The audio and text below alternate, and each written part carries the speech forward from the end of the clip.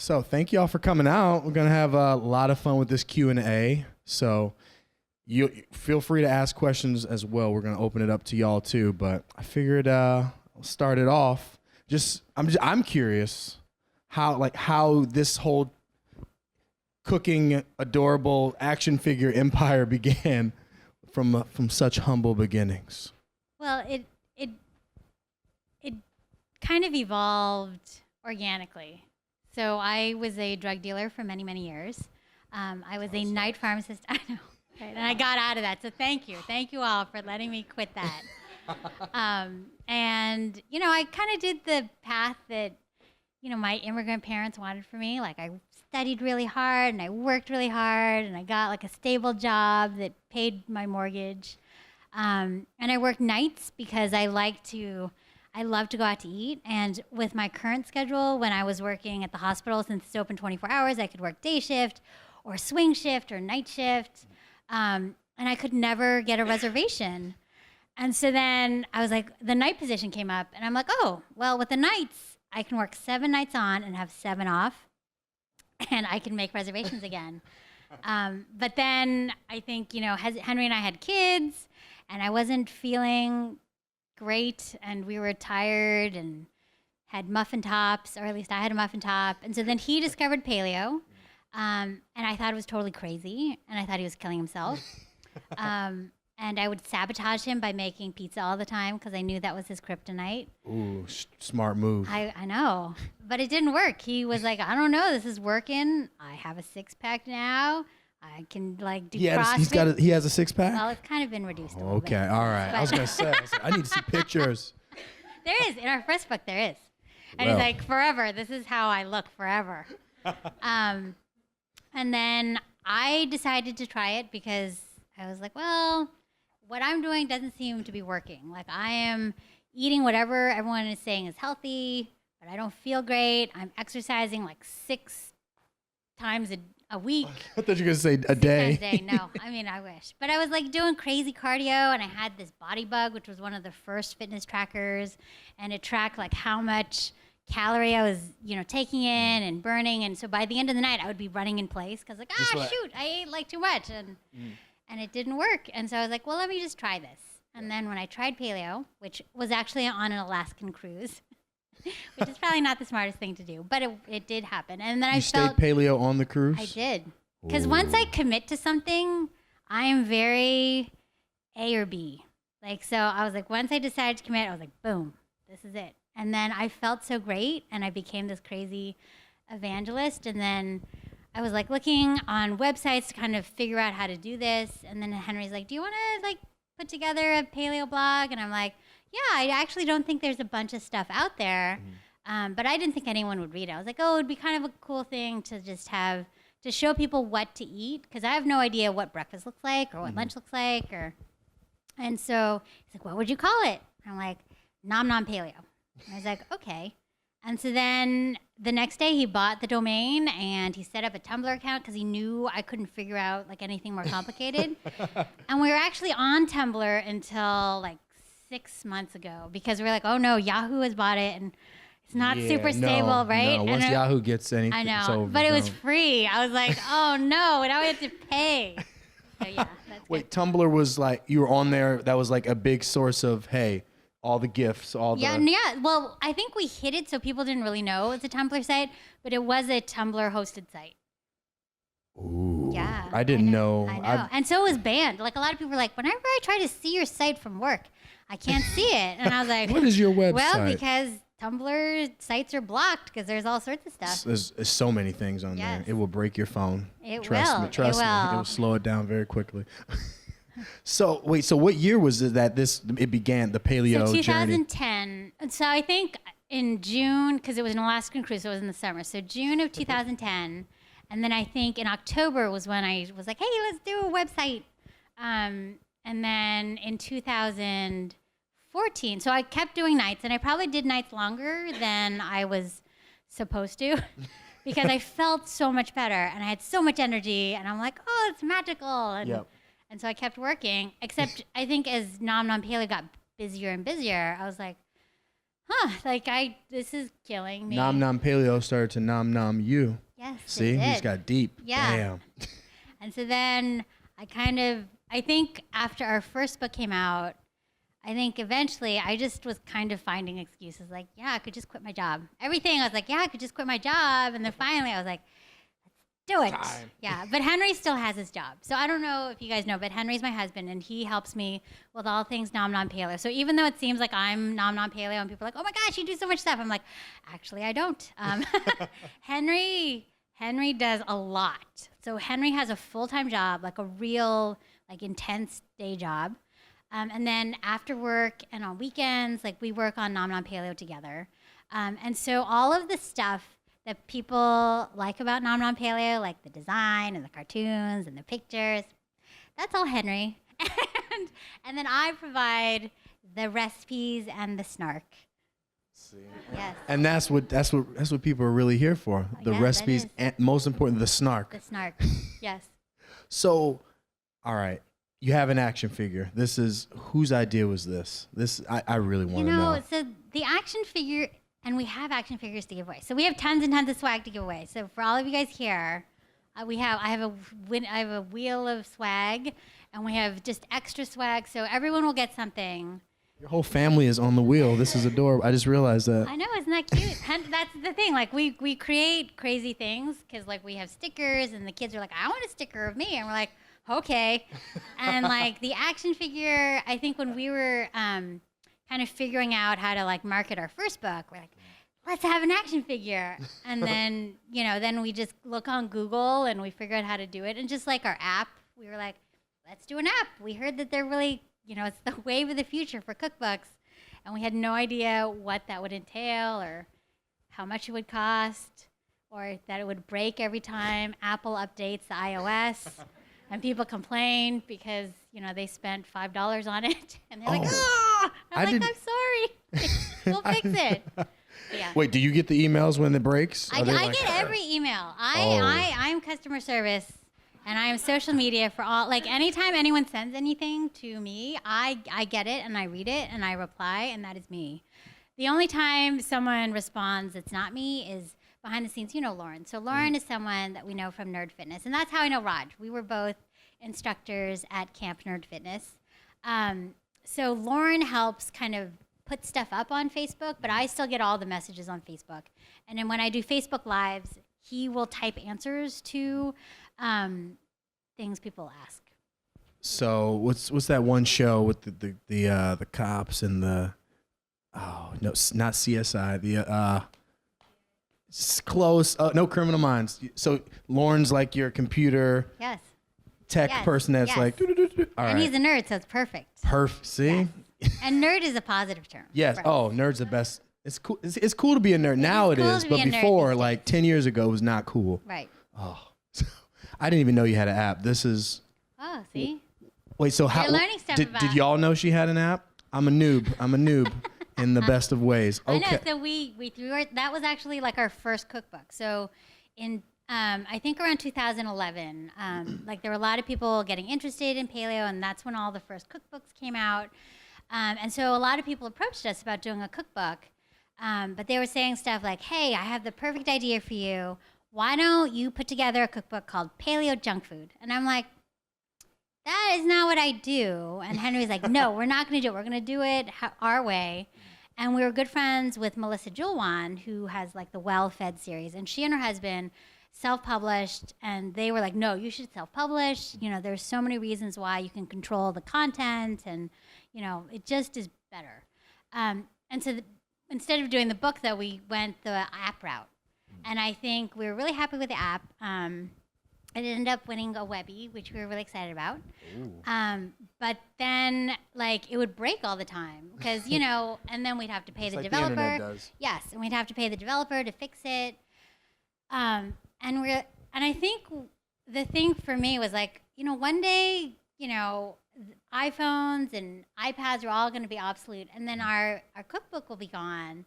And even though we think it's really cool, like, I would like something permanent. And I think when I was a kid, I think some teacher lied to us and said that every book, and maybe this is true, I don't know, because when I've said this to people, they're like, no, that's true, but I think they were lied to like I was. We're all lied to. Yes. They said that any book that's ever been published gets cataloged at the Library of Congress. And I was like, oh, that's awesome. Like, it'll be forever. And so that's when I was like, Henry, let's do a cookbook. But he's like, we have to self-publish. And I was like, I mean, no. You're like, but I want to be in the. No, I mean, like, I think self-publishing now is, I think is way more accepted than, say like 7 years ago. Mm-hmm. But I was like, but, I think there's still this kind of stigma from, the food media and stuff that I really looked up to, that a self-published book has not been vetted and stuff. But I was like, no, you're right, Henry. Like, financially, this makes sense, and creatively, it makes sense. And so we're working it on our own. And then our publisher approached us, and we were totally set to say, well, Henry was totally set to say no. He's like, we're going to go into this meeting with her like a timeshare meeting, okay? It's a no matter what. Don't fold. And so I'm like, okay. And he had just come back from a trip to India. And so he was like all grubby. He super woo? He's like, was he? No. He was like totally jet lagged, and he was just wearing sweats. He's like, I'm not impressing anybody. And here I was like, brushing my hair. And I was like, I really, if this works out, it would be great. And like, our kid was sick from nursery school. So it was like, he's like, this is perfect. We can get out of this meeting. And then we went with the publisher, and we told her, like, we're already set to do this self-publishing thing. And she's like, well, let's see what we can work out. And so then we got a deal with them for our first book, which was really great because they let us do kind of whatever we wanted. And I mean, they gave us editorial help and everything to kind of reel us in, but they really kind of let us do whatever. And then for our second book, they also let us do whatever. But with this second book, instead of doing like a Nom Nom Paleo 2, like we wanted to come up with something that was super useful, but different. And so the publisher and our editor was like, well, you want to do a 30-minute like cookbook or a make ahead? Because those are kind of the trends, like, pressure cooker or slow cooker. And I was like, I want to do all of those things. Everything. Because like, I know myself as a cook, like I kind of, some days I am ready and sometimes I'm not ready. And kind of the sweet spot is when I'm kind of ready. And so that is how we decided to break up the book. So we have, and it's color coded, and so there are recipes in the get set section and the ready section that take maybe a little more time, but they're sauces or meals that can be frozen and made ahead. And then we have a kind of ready section that kind of rejiggers all the stuff that you've just made, so you can make quick meals by just doing some leftover makeovers. And then in the not ready, I mean, this is when you have nothing planned. And you can make something in 45 minutes or less, or like 50 minutes or less. And so we really wanted to create like a no excuse cookbook. And so that's why we have pictures for every single step. And like cartoons and encouraging words, because like as someone who is not, like people think that I love to cook, and that is not true at all. Like my sister is in the audience and she loves to cook. Like I talk to her all the time. She's like, don't you love it? I'm like, no, I don't love it. Like I love eating, and I'm really, really picky. But in terms of cooking, like I used to make the excuse that I just didn't have time, or I was too busy, or I'd pick up a cookbook and there would be like a beautiful hero image. But then when I made it, it would never turn out exactly like it. And instead of just saying, well, maybe I need practice because cooking is a skill that needs to be practiced, like, oh, that's it. I'm never cooking again. I tried it that one time, and that's it. And so I know how it's hard to get food on the table, but it is like a life skill that people need to do. It's like brushing your teeth, or paying taxes. Like nobody likes it, but and it gets easier with time. That was a beautiful answer right there. I want to go See, cook right now. Go pick it I'm up about to go. So how was food, like growing up? Was food a big part of? I mean, it was all a big part of our lives. Otherwise, we would not be here because we would have starved to death. But like, how was food used in your home, and like, what are some of your favorite like childhood meals? So my mom is an amazing cook. And, we lived in a household with my grandparents. And so anytime there was a family gathering, it would be at our house because my grandparents were there. But my mom would make these amazing meals all the time, and like multi-course meals. And being, Chinese immigrants, they don't express their emotions except I think through food. So, that's kind of how, like, I know that she spent all this time because she loved us. And I remember one time my sister and I were fighting, and my mom was so mad, she gave us the silent treatment, but she still made us like an amazing lunch. I'm like, oh, I guess mommy still loves us, and we are terrible. Like, So when you get a bad meal, this is like, Mom doesn't like us. I know. This took 5 minutes. We took it too far. Do you have to go to bed without dinner at any point? Because that's the ultimate, No, you're I done. don't think Chinese people do that. Like, they don't. Like, you have, like, having a meal is, like, really important. The greeting, is like, have you eaten yet? Like, so that's, like, kind of the standard, hello, have you eaten? I like that. Yeah. So you start every conversation with, no, I'm ready to eat now. Yeah. What do you have for me? I'm here to eat. Yeah. So what are your, like, least favorite foods? Like, top 3 foods you just would rather run in the middle of the street than eat?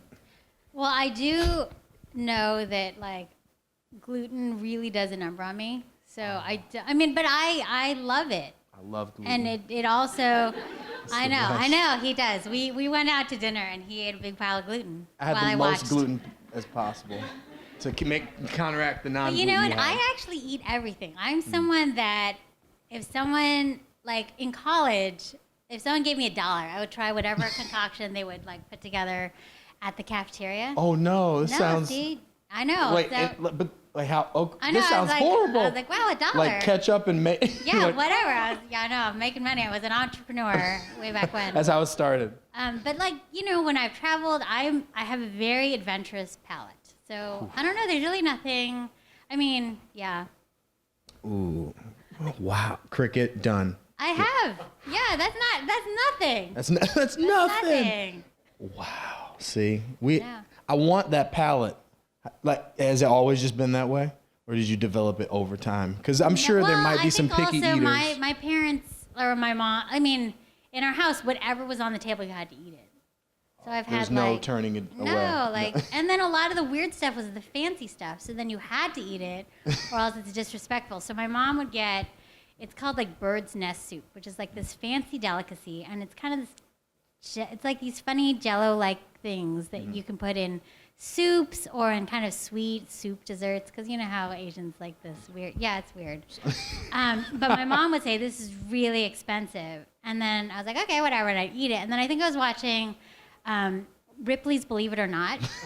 This is gonna be good. I can tell. And I remember Jack Palance was like saying, hey, and this is a delicacy that they have in China, and it's called bird's nest soup. But what it is these nests are made with these swallow spit. And the reason why it's so expensive is they have to climb up and they have to grab them. And I was like, what? This is what I've been eating. So, see, there's nothing. I can nothing. do it all. You're eating bird's nests. Bird spit. Oh, wait. Yeah, because then they like the way, and I think that they soak it, but because it's some sort of jellified thing, like all the nest stuff goes away, but they take the spit and they dry it, and then they eat it. Wait, you dry the spit? How does that work? I don't know. That's why it's so expensive. Science. I don't know. It's very expensive. It's crazy. The more mystical the process, the more expensive the food. It is, yes. Okay.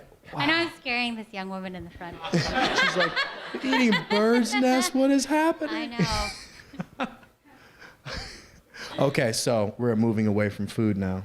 We are, okay, favorite podcasts, because that's so like TV many, now. So many. All right, top 5. I really like Tim Ferriss's podcast because I'm not like a tech bro, but I love his body hacking ideas. Almost anything that he recommends you buy, I'm like, I'm gonna buy it, and so then I buy it. I like the Sporkful for food related. Like Dan Pashman is super funny and it's super interesting. What else do I listen to? I listen to like Balance Bites and like Paleo podcasts, This American Life. I love the new Malcolm Gladwell podcast. I didn't even know he had one. Oh, it's really good. I mean, all his stuff is really Yeah. good. What else do I listen to? Those are probably It's the on main ones. rotation. Yes. Because Tim Ferriss is there. There's so many. It's a deep catalog. I also like Joe Rogan, but I do his health ones. Oh, you don't do the comedian ones Not- where it's not all just the time, all yeah. ridiculous. Yeah. Do you have like any interest in starting your own like podcast? Yes. I didn't know. I just asked this. It's on hiatus. So we, again, just like the action figure and the app and all sorts of stuff, I came home one day and told Henry, like, you know what? We should create a podcast. And then Henry was like, okay. And to me, I was like, oh, it'll be easy. All we do is we just turn on 2 mics and turn on the record button, and that'll be that. But then Henry like started researching. He's like, you know what? I want it to be like a This American Life, kind of production. And I'm like, okay. And so we did it, but for him, he's like, he needs to have the sound drops and it's edited, and the kids are involved. And when the kids are involved, there's a lot of editing. And so I think we were trying to do one like once every week, but then we had our blog and then our book, and it just was too much work. Until finally Henry said, I'm probably going to die if we have to keep doing this. Podcast will kill me. Right. And so then I think I was at some sort of conference, and I was at a table with Dan Pashman. I'm like, oh, I love your podcast. And he's like, oh, yeah, I see that you have a podcast. It's, yeah, but it's so hard. Like, it's just us, and my husband, like, edits it and does all this stuff. It's like, really? Because this is my full-time job, and I have staff to help me, and we work months on one episode. What? So, maybe you should rethink this. And I'm like, okay. You're like, and so I guess came no home. more I'm podcasts. like, I'm really sorry, Henry. I didn't realize that I was making you do the work of like 800 people. 800 people, and I don't want you to die. So let's just do them when we can. So we did put one out, but we haven't put a new one out for a little while. But he did record stuff on our tour up to here. So we have stuff to sound drop. And we have stuff to talk about. Like, we're really into like float tanks. Ooh, okay, Yeah. okay. Let's talk about some float tank action. Well, I do a lot of weird things. We're gonna talk about them. Okay, like Yes. paleo. Paleo is like. Oh, that's base level weird now. It It's is. 2017. That's It is. everybody's paleo. Yeah. Yes. Okay. Float tanks. Yeah. Now, for the people that may not know, what is a float tank? So a float tank is it's like an isolation tank. Sounds scary. But it's not. It's like you go in and there's a pool of water that's probably about a foot, but they put in all this Epsom salt so that it's like the Dead Sea, so you float on it. But it's the same temperature as your body temperature, and everything's dark. And so it's kind of like you have, it's a sensory deprivation chamber. But you actually lie there for like an hour and a half or something. But it's actually really, it sounds crazy. I know. This is what happens when you go paleo. You end up you're open to new ideas. There we right? go. But it's supposed to kind of be a way to like just jump right into meditation. So like everyone knows that meditation's good and mindfulness is good, but float tank is almost like a cheat way to do it. And it's like, to do it without doing like LSD or any crazy drugs, it's just you just float and Just get in the water. Yeah, and like we've done it, like Henry and I have done it a few times in Portland, and you can, it's nice to just be in a place with just your thoughts, right? And you don't have a million different inputs, and you can just kind of think things through. I don't know. Have you done it? Yeah, I did it a couple times. Second time I did it was right after jiu-jitsu, which is not a good time to get into a salt bath. Yeah, that was the dumbest, one of the dumbest things I've done, which is not. Probably that's not bad relaxing. then. No, it was. I got out. I was like, hey, I know I paid for this hour, but I'm burning. Can I come back later? They're like, oh, sure. But it was really like this was a couple, like maybe 4 or 5 years ago when it wasn't like the hot thing. So it was in some lady's basement. Oh yes, I've heard about those. Yeah, I don't do that. I did that. No. I was like, you'll let me out, right? She's like, yeah, I'll let you out.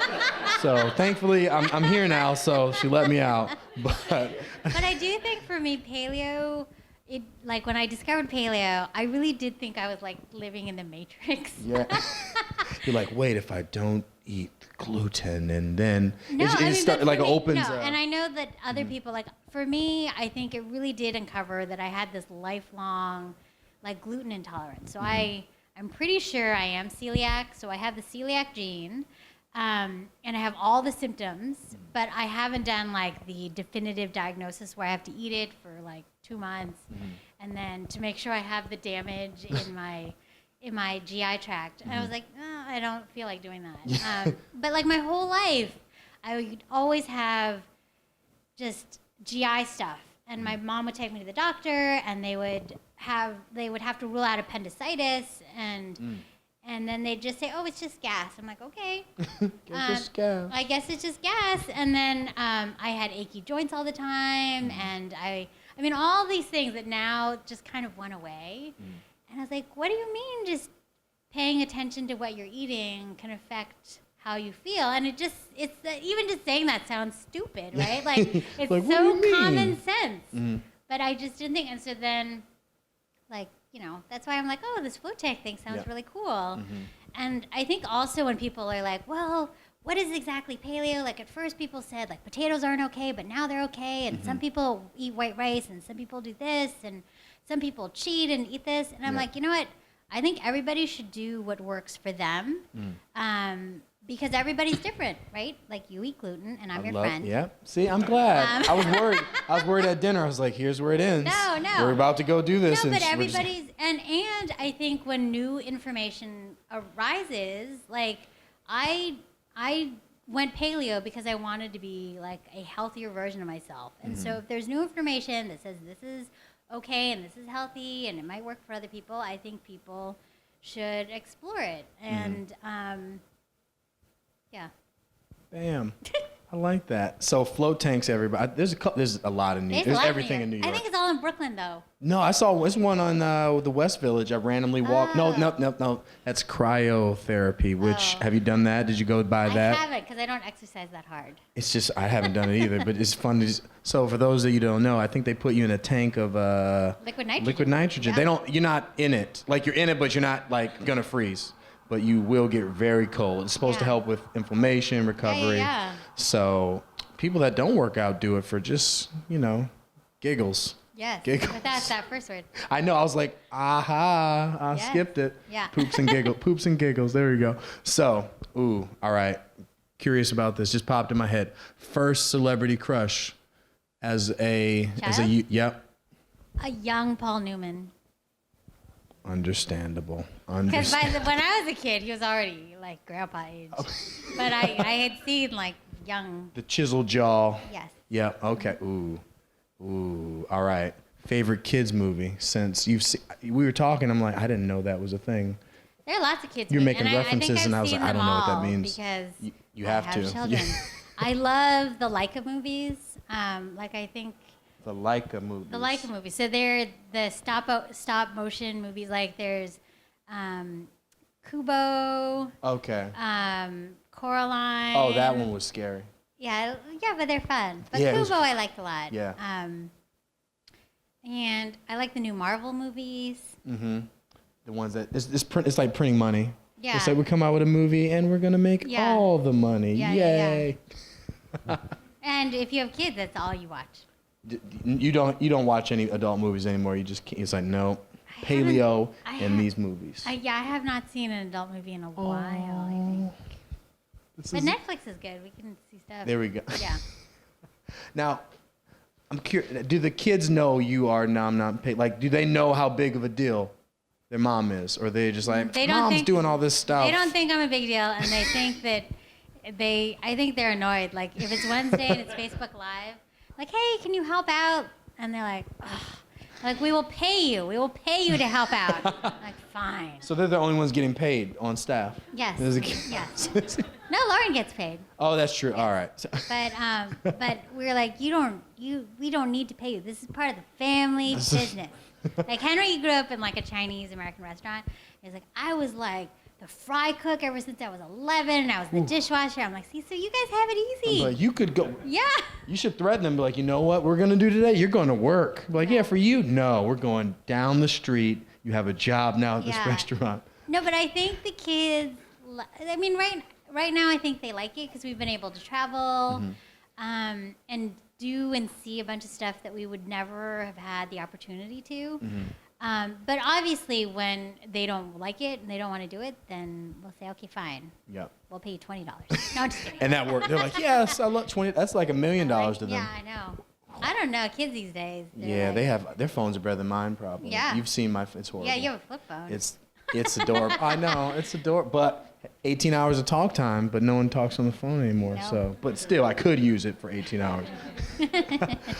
Like, what's one of the coolest opportunities that's opened up for you because of this?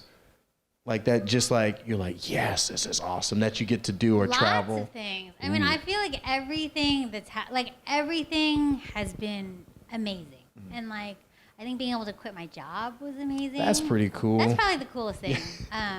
Was quitting my job, and being able, like, I think a guy from Thailand emailed and said, "Hey, you know, I am an expat and I'm not a crazy person."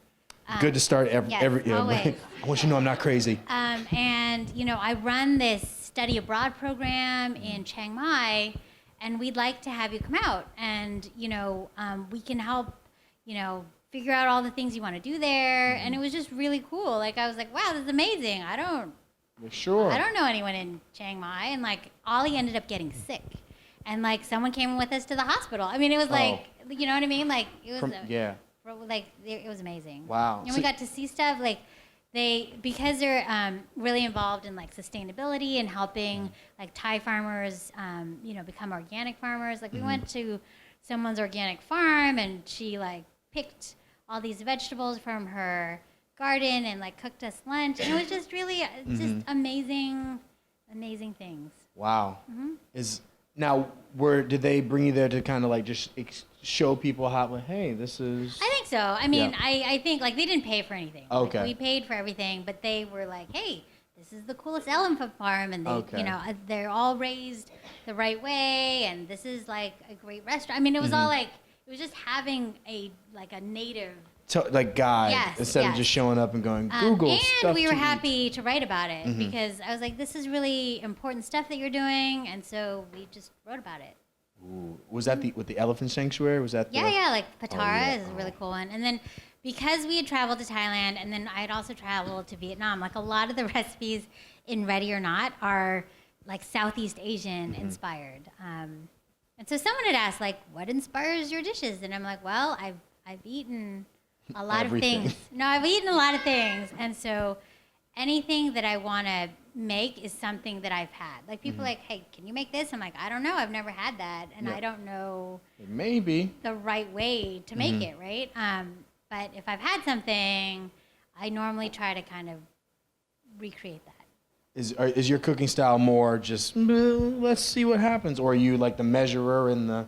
I'm a measurer. Okay. I mean, only because people are like following my stuff to a T. So I'm I'm literally weighing things and measuring things, and I like my process for making a recipe is I have my Google Drive up. Oh. Because it automatically saves. Like that's very important. That's a big one because. Remember back in the day when it crashed? Yes, it's never seen again. Yeah, I'm so happy with the cloud that things just automatically They're just save. up there. Yes. All the stuff. But like if there's something I want to make, I will like kind of come up with what I feel is the first version. And then I will cook it when the kids are away and Henry's away. Because if Henry's around, he will want to take a picture. Because he feels like anytime I'm cooking, he has to take a picture because there could be something there, but then that stresses me out because I'm not ready. And I hate that he's taking pictures because I'm like, the final version probably will need this extra thing, and then we're going to have to take more pictures, and I'm going to feel bad that you're going to edit all these pictures. It's picture stress. It is picture stress. But Henry's always like, and so we push each other, I think, in different ways. Like, I really want the recipe to work. And that is really, really important to me. And he wants there to be a really, really pretty picture. Because, like, he's like, well, no one will want to make it. Like, he's like, stop making stews in the Instant Pot because it's just a big brown pile of whatever. People are like, that looks delicious. That's what I want. But it is delicious. And he's like, doesn't matter. We got to make it. Brown liquids don't sell for cookbooks. No, it doesn't. And so he's always kind of pushing me to make things, like, Pretty. prettier, more vibrant. And then if something doesn't work out, but he has a pretty picture, he'll be, no, this is fine. Let's just put it up. I'm like, no, it doesn't work. I'm not happy with this. It doesn't matter, you know. If someone makes it and they don't like it, they'll just blame themselves. And I'm like, that is never, ever the case. Like, No. And you don't know because I get all the emails. Like, and when I put something like on the blog, like someone does cook it like right away, which Within the day, and you wake up, you're just like, oh, it's gonna be a great day, and you have 8 emails. no, This sucks. that's why. Like, I have to make sure it works. Whew. So this is, you are literally testing everything. You're not. No, yes. So this one also, I also had like I think each recipe is tested myself like a bunch of times, and then we had a professional recipe tester. Whoa, who's that's like a thing? Trained, yes. Okay. And she's like super nerdy, and she went to culinary school, and it was perfect. I would be so scared to get her feedback every time she'd send me her spreadsheet. I'm like, and Wait, then, how does this? Wait, okay, yeah, walk me. So, yeah, how does that work? I didn't know that was a thing. Yes, I mean, every good cookbook should have a recipe tester, at least one recipe tester. And I made sure I picked someone who's very, very anal. And so she had this whole spreadsheet, and she made, like, there was a column, like, do all of the ingredients, like, are they exactly in the order that they say? Is it right? Like, what, does it taste okay? Is a step missing? I mean, it was like she had this, it was amazing. I was like, this is cool. I'm glad that you came up with this, because I wouldn't know how to do that. I'm just glad that's a job, because. Yeah.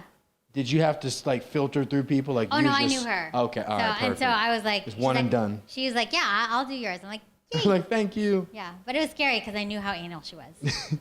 Like, this is horrible. You're like, no. Yeah. All right. I'm curious. Does anyone have any question? We can open up to. Oh yes. All right. So I don't mean. Hope I didn't. Oh, you get your own mic, man. Get that. I have two quick. If not, we can give you this one. I have two questions. One is it more expensive, do you think, paleo than just regular? Okay. So is that make it for like people who don't make a lot of money, like not poor people necessarily, but people, is it harder for them?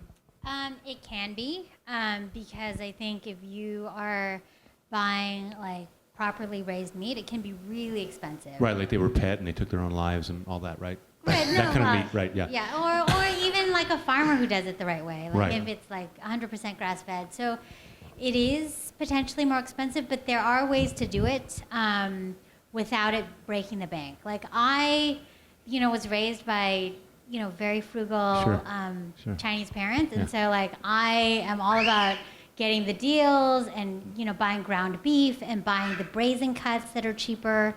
I think you can buy really great eggs for not very much. And it's not so much eating a ton of meat, because I think a lot of people, when they first go paleo like I did, we're like, oh, I can eat meat again, and I'm going to eat a lot of it. I think nowadays I just have, like a palm-sized or hand-sized portion of protein, and that can be eggs or fish or meat. And then the rest of the plate is vegetables. And so I think it can be doable. And I think sometimes, like, food is not supposed to be as cheap as it is. There are some things where it's been artificially like subsidized, and it's such low quality food, and then it's hard because that's what people are used to paying, Sure. and then they think it's such a big shock. And so it is like kind of changing your mindset and prioritizing. If I'm going to spend money, spend it on this. Right. Right. Yeah. Right. My second question is, if you took meat out of this, or really cut it way, way, way down, like said, keeping all the vegetables, keeping all the fruit, keeping all the, would it still be as beneficial, right? Because there's people eating vegetarian and they're doing I think as long as you eat some, Right. like animal protein, whether it's eggs or whatever, I think you can do it really well. And there are lots of people, I think they're called pegans. So they're kind of Pegans? yes. So they're like vegans, but they also do shellfish and fish. And that may actually be healthier than how some kind of paleo people are just eating like white meat, chicken breast, and broccoli, and that's it. Like, that's not even very nutrient dense. Right. Whereas if you have tons and tons of plant products, and then you eat oysters, which are super nutrient dense, you could have a really healthy diet without eating a ton of meat. Awesome.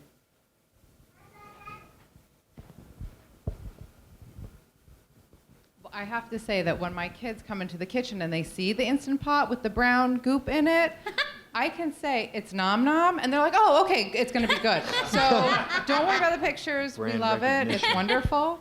And I've been following you and the paleo for a long time now.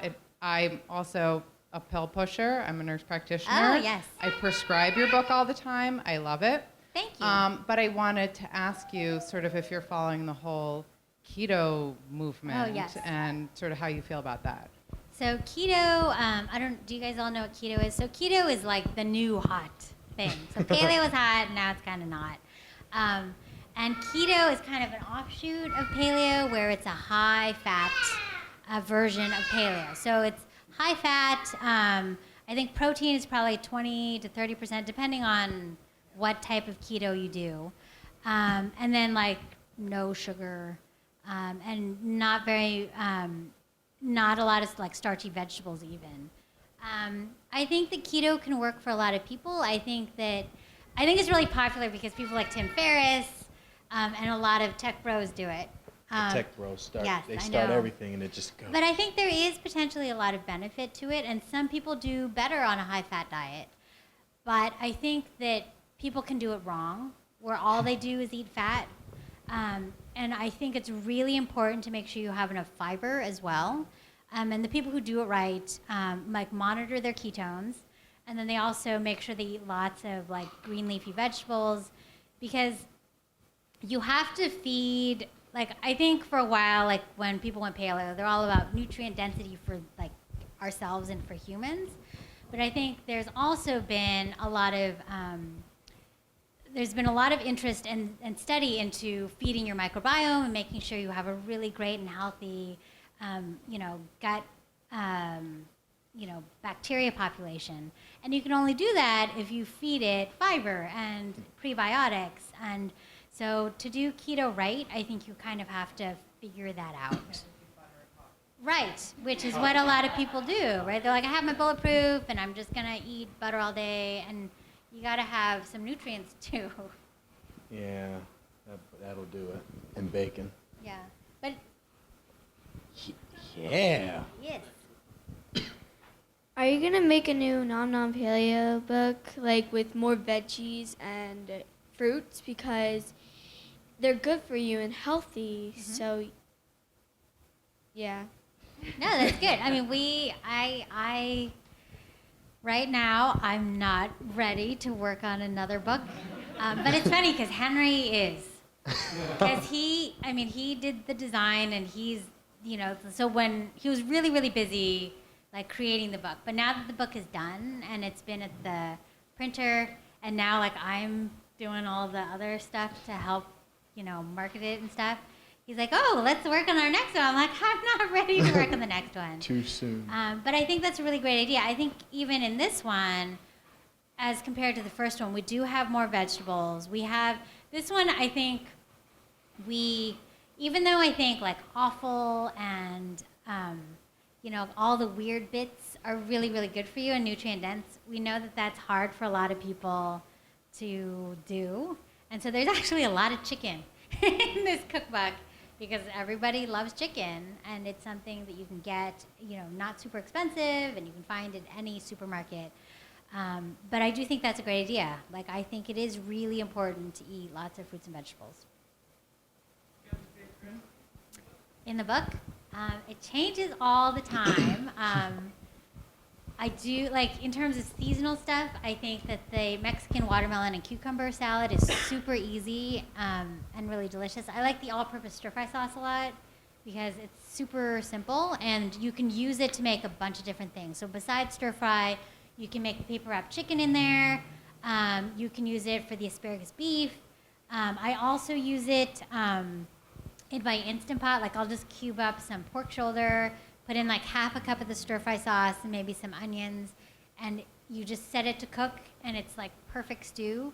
So that I like just because it's so versatile and it can be transformed into a lot of stuff. Hi, so I went paleo about 2 years ago, and I just wanted to thank you because we've used your site pretty much every week to make recipes. And we have 2 small kids, and I was just wondering how you've made or encouraged your kids to eat paleo and how you have them live in the real world, because I feel like everyone's trying to feed my kids gluten all the time and sugar. Yeah, so that's a good question, because Henry and I went paleo first, and our kids were not paleo initially, but I would get all these questions, and I never said I fed our kids paleo. I would just talk about Henry and me eating stuff, and I'd post about it.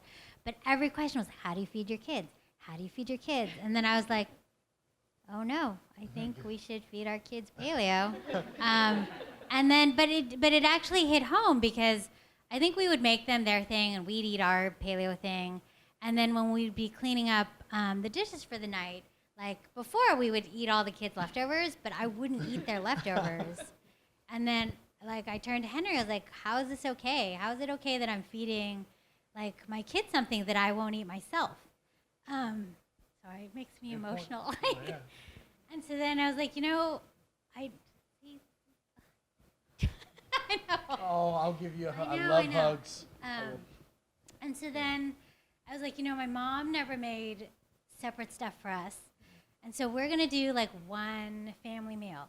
And so then, we kind of made compromises. Like I didn't make super spicy stuff, and I didn't make stuff that was filled with like liver and, not a bunch of crazy stuff. I mean, I know liver is good for you, but like, so everything we had for dinner, like everybody had it. And the older son, because he's the firstborn, he's like a people pleaser. And he was like, oh, this is wonderful. Whatever you make is great, Mommy. And I'm like, okay. But then my second son, who is like me, the second child, is like more like, no, I'm my own person. I want to assert my individuality, so I don't want to eat what you're serving me. I've had, all the other stuff. And why, I know what this is. I know. Why are you making me do this? And so then for him, we actually did kind of do a compromise initially. And it was based on this book called Bread and Jam for Francis. I don't know if you guys have that downstairs. But it's one of my favorite books. It's really good. It is a really good book. It's about this little hedgehog whose mom always makes wonderful meals for her. And it's actually amazing, like the lunch that her mom packs for her. I'm like, I want one of these lunches. But she's like, no, I just like bread and jam. And I don't want what you're making. And so her mom was like, fine. You know what? I'm going to do what you want. I'm going to give you bread and jam for every single meal. And so that's what we did. We gave him like scrambled eggs and roasted broccoli because I was okay with that. And I was like, it's healthy and it's really fast for me to make. So every single meal he did scrambled eggs and broccoli until, just like Francis, he got sick of it. And so then he decided he wanted to eat what we ate. And so we do. We eat the one meal, and he eats super, super slow, so that's how he asserts his individuality. But he does, and we have this rule, just try it. Just try it. You don't have to love it, but this is what we're having, and we're not making anything else. And then because I know that I control what they eat, probably 80% of the time, because I make their breakfast, I pack their lunch, I make their dinner. So when they're out in the wild, they get to make their own decisions. And, it's really important for us that we raise kids that are kind of empowered to make their own choices, because they have to. I mean, in the real world, they're going to have to decide what to eat. And so I know Ollie, because he has a gluten sensitivity, he's actually really good about policing himself, even when I'm not there, because he knows what happens when he eats it, and so he doesn't want to feel that way. And I used to stress out about people giving our kids stuff, the grandparents would always, and I know, they're like, you used to eat this. Why all of a sudden do you not eat this? And then I say, remember, I used to have all that stuff happen, but we didn't know what caused it. And they're like, okay. But I think I used to stress out because I wasn't making sure they were eating well. Do you know what I mean? And so I would stress out because this other time they also would get bad stuff. But if I actually made a concerted effort to make sure they ate well most of the time, it shouldn't really matter. Does that make sense? Yeah. Got time for one or two more? Pop over here. So you have, has everything been self-taught, or have you given yourself some formal education and you got to a certain point where you're like, you know what, I better kind of get my game on and know? In terms of cooking? Yeah. So I have taken some like cooking classes, but no, like I haven't gone to culinary school or anything. It's all me futzing in the kitchen. But I do have two really great resources at hand. Like my sister is a chef, and so I'm always calling her and it's like, Fiona, what do you think of this? Or how would you do this? And then my mom, even though she doesn't give me recipes ever, like I can observe from her. And I think even though like I had to kind of teach myself stuff. I mean, it is a skill. It's not something that's so crazy that, you know, with practice you can't kind of develop it. And I'm really, really picky. And so I think like I'm my harshest critic. I mean, besides Ollie. You can take one or two more. If you want to raise your hand, I'll bring you one. I just wanted to know why you thought the new Instant Pot was better than the Duo. So do you guys all know what an Instant Pot is? It's like an electric pressure cooker, multi-cooker. I'm not sponsored by them at all, but I do think it's a really cool product. And the Ultra, I do think is the coolest because, and it was on sale for $119 just a couple of days ago, but now it's back to $149.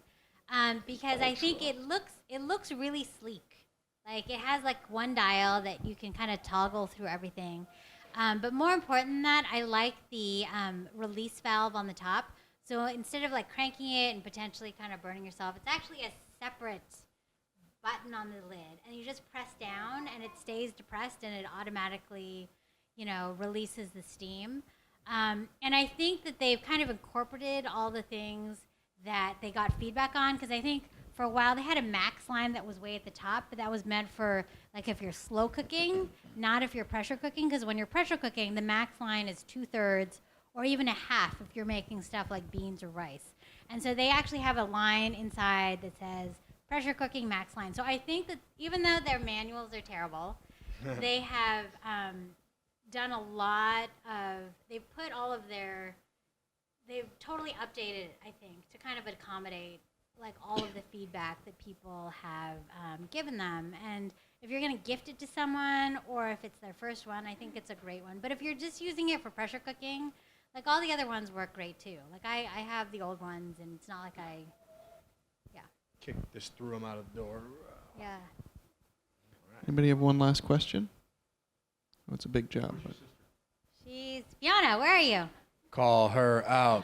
Call her out. Fiona helped create Fiona's Green Chicken, and she's also the one that gave me the magic mushroom powder recipe. Yes. I got one more question. Okay. Kahlua pig pork. Is that your favorite recipe? Or It's one of my favorite recipes. it's amazing. But it's better in a pressure cooker. Yeah, it is. Yeah, and faster and better. Pressure cooker is amazing. So good. Okay, that was my last question. All right. On that note, thank you both so much Thank for you. the book and your conversation. Thanks to all of you for coming out as well.